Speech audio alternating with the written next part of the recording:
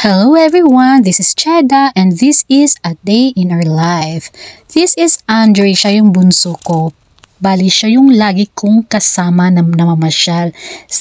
Since siya yung bunso, siya yung sinasama ko kasi si ate at kuya ay busy palagi.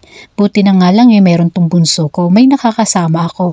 Kasi yung mga ate at kuya niya, mga malalaki na mga binata na, so busy sila and ayaw nilang sumama. Minsan, diba, ganun talaga yung mga kabataan ngayon.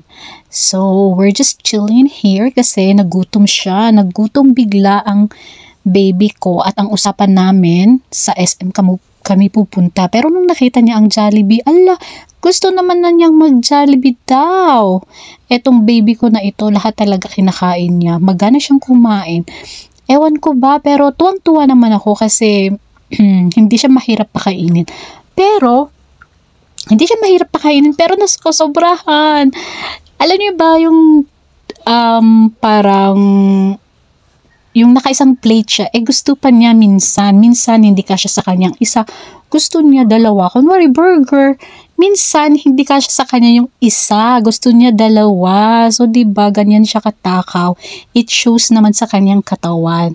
And then after naming Jollibee, actually siya lang yung pinakain ko kasi busog pa ang mother, busog pa ang lola niyo. So punta naman kami sa gusto kong puntahan at nagko-crave ako ng Sanch Rival. Ito ay matatagpuan sa Lower Session Road. Dito, di ba? Ang daming pagpipilian, ang daming cakes, ang daming mga sweets, bread, dyan. Pero ang gusto ko talaga dito is yung Sanch Rival. Mura lang naman yun, 50 pesos. Bali, nag-order lang ako ng dalawa.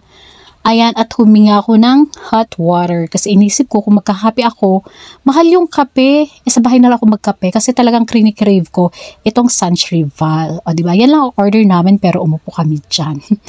So ayan na nga at busog na busog kami. So maglalakad-lakad muna kami dito sa session bago kami umuwi para naman may exercise tong batang ito at yun nga gusto niyang magpabili, may nakita siyang laruan doon. Pero bilib naman ako kay Andre kasi kapag sinabi mong hindi. Kapag sinabi mong wala tayong pera anak, magtitipid-tipid muna tayo ha, okay lang naman sa kanya. Yes, mami lang siya. Hindi siya yung nagtatantrums kung hindi mo bibilhin yung ipapabili niya. Hindi siya magtatantrums, hindi gaya ng mga ibang bata na iiyak tapos maghahalong pasay. Ganun ba yun? So yun, pag sinabing no, it's okay. It's okay naman sa kanya. So, very good ang Andre ko dyan. So, ayan. Kasi yung laruan kapag madali rin siyang magsawa tsaka sayang ng pera. Pero minsan naman, binibilhan ko siya kapag meron ako. So, iyon, minsan lang. So, that's it. Thank you for watching, everyone. Please follow for more. Bye!